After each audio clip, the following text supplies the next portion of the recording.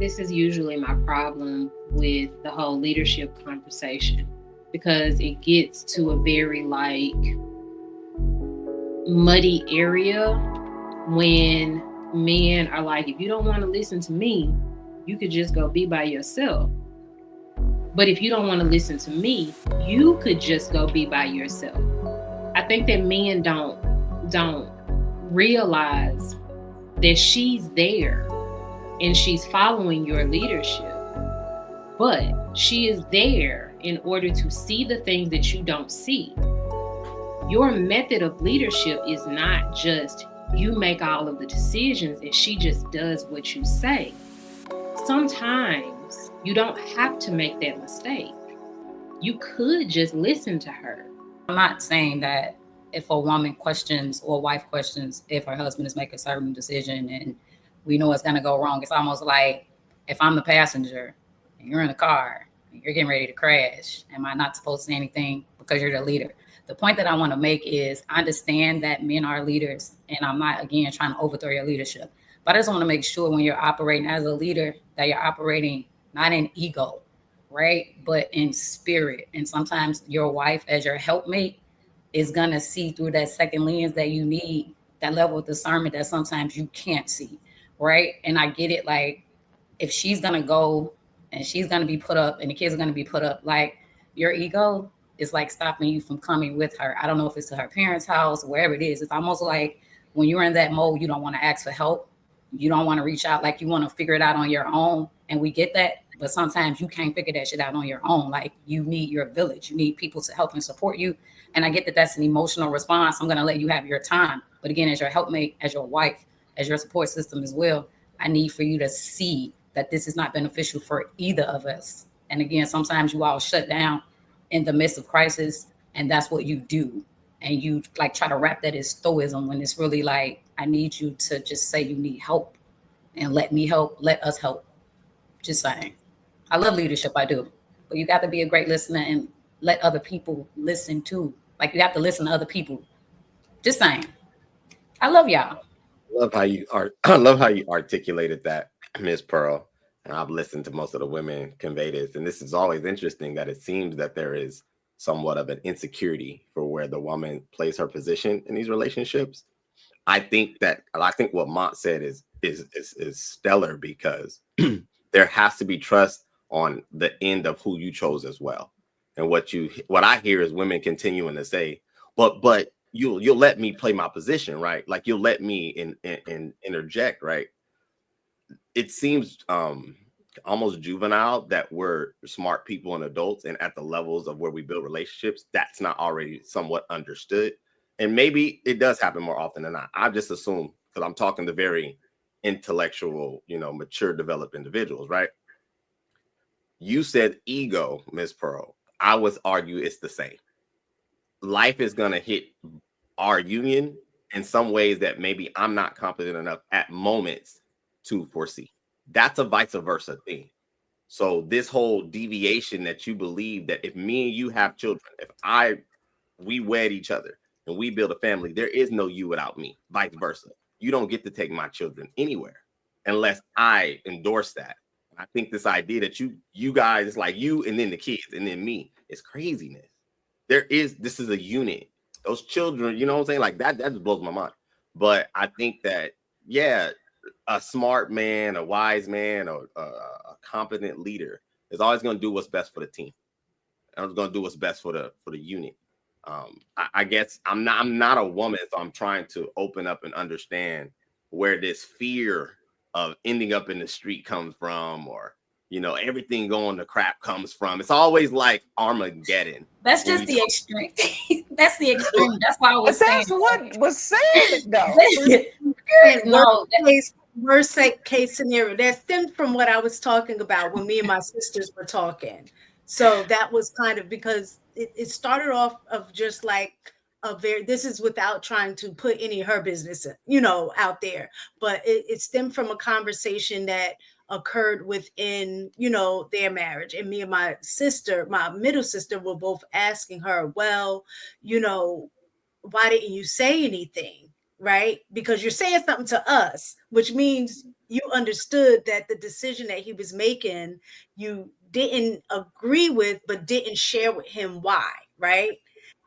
You just rolled with it. And then now you're upset about the impact and the consequences of that decision that he made had on the family. So I think she is responsible for not sharing that with him. That's part of her role as a wife, is to have those conversations, because he may be seeing things from a different perspective and she has a different angle of what that decision be. So lay out all of the information and he makes that decision based on that. But the fact that she did not share that with him, and then you're upset about the outcome of that decision, and she was right. So then that led to me and my other sister, of course, going to the extreme where it was like, okay, so you let this happen. So at what point, like, what is your cutoff point? Like, if he made a decision that you knew you and your family were going to end up out on the street, would you still listen? So that's where the extreme came from. But I think most good men, like you said, have the best interest at heart. I do.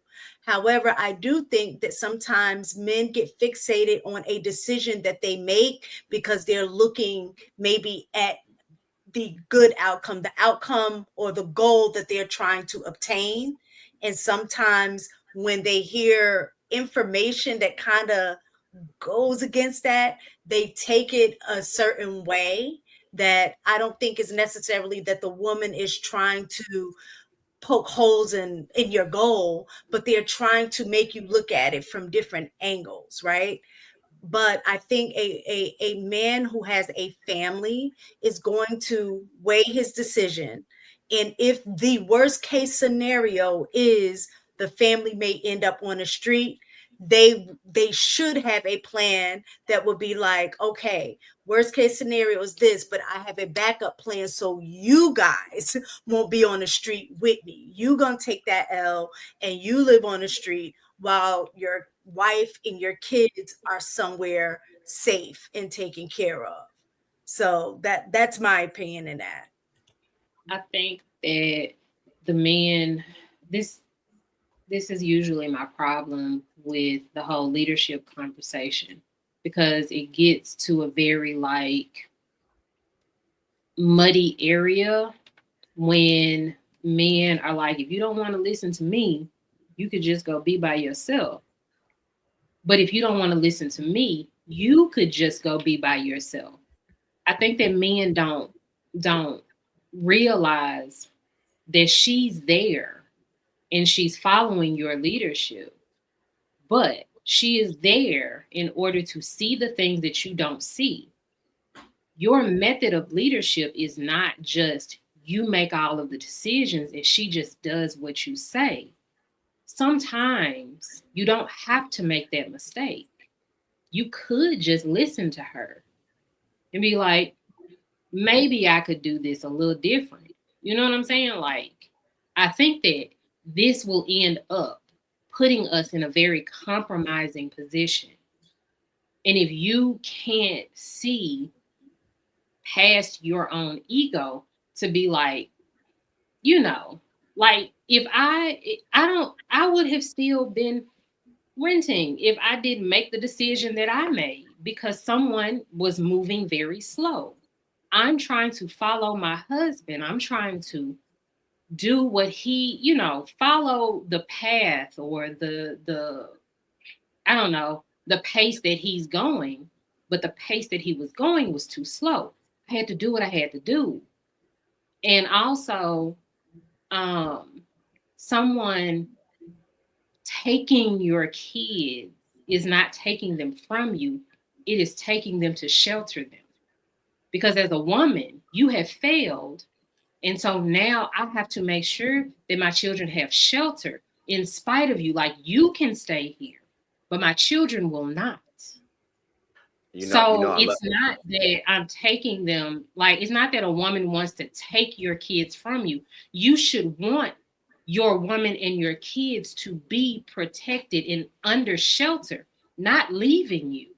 Like, she's not leaving you, she's sheltering her kids. And you all will figure this out in the meantime. But those kids need to be safe.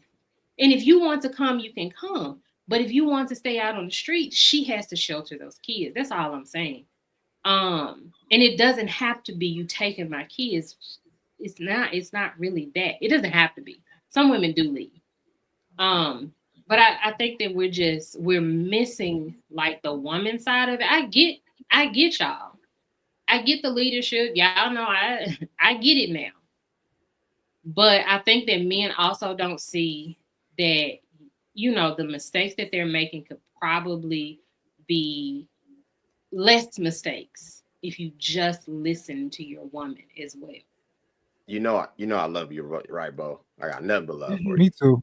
I got nothing but love for you. But what you articulated is kind of what, again, I'm hearing coming from the women. And this is just my observation. Doesn't make me right. A lot of women have that mindset and it's wrong. You do not, if I send you away as my woman with my children, that's a different thing than you coming to the decision that that's what you're going to do. They're very different. Us deciding that this is the best movement for our family is a very different choice than you observing the landscape of the choices I made that more than likely I made with you being aware that I made them. So if I made a choice in a union, right, and it goes left, you were aware that I made these choices. I think that there's this idea that the man is just making the choices and there's no communication and she's not made aware. I don't think that happens in mass. And this is just, again, my assumption. So if the case is that I'm doing my job as the leader, conveying what I believe to happen, I make the choice and it ends up with a bad result. Now we decide how this choice that you were aware of is going to, spill out from this point. When you think that you can take the children because now your job is to, safety them or protect them, I agree. But it's the way it's conveyed, and this may be just the way I'm hearing it. It's like the woman has that mindset and the man doesn't. And I don't think that that's what most men are saying. I think what we're saying is that I don't want any woman in my life, like you said, Bo, this is just your words, so I'm just using what you said. You said the man that you chose was moving too slow. I think that even from that perspective, that's a conversation. Too slow for who? Because at the point to where we're at the union of being together, I think communication should have been happening, that you're understanding what I'm trying to accomplish in life, what you're trying to accomplish, and what we're trying to accomplish. So he's moving too slow or she's moving too slow, those folks ain't talking, because there should be an understanding of what's occurring 3 months, 6 months, a year, 5 years, or whatever, right? There can't be division in a union of that magnitude. That's why people don't be together now. And I just hear that mindset. There's just like this lack of trust from men. I don't know if the men that women are ended up with are not doing a very good job, or women are just so accustomed to being their own chief in their own village, in their own president, that they only trust themselves. That's what I observed. And I'll pass the mic. Was it So me? I think that it's a very complicated, like, because we've been through this. Like, I've been through that whole story about too slow. There was communication, there was a timeline, there was a deadline, and we weren't going to meet it. We didn't meet it the first time. We weren't going to meet it the second time. So I had to do what I had to do. So but also there was no union there either. There was no partnership there. There was no like teamwork, working together, nothing like that in the whole thing. So that's really why I fell apart. And that's why I want men to understand that you have to work with. That's why I'm always saying you have to work with your wife, your whoever you're with, because making decisions separate from each other is not okay. And and I know that's probably what you heard when I was talking about the kids. No, this is a decision made by two people. Now, if in fact the man decides that the children and his wife are not going to leave him and they all need to stay on the street, then the wife needs to make an executive decision and be like, yeah, I'm taking my kids. But no, this is a family decision, right? So I don't ever want anybody to to misunderstand me. Everything is always supposed to be made. Every decision is always supposed to be made together. Teamwork. I never move without whoever my partner, husband, boyfriend, whatever we are. I never move without that person unless it needs to be done that way. Like deadlines. I got to get it done. Just like the guy was saying in the video, like if your plan fails, she got a plan. So, and you need a woman like that that's going to have a plan. I am planning just in case. And I ain't saying nothing. And I'm not overriding you. But just in case, I got a plan too. Because I need to say, like, I'm in this family as well. So that's all I be saying. But I'm leadership, I'm cool. I'm good. Submissive, whatever. I'm cool with it.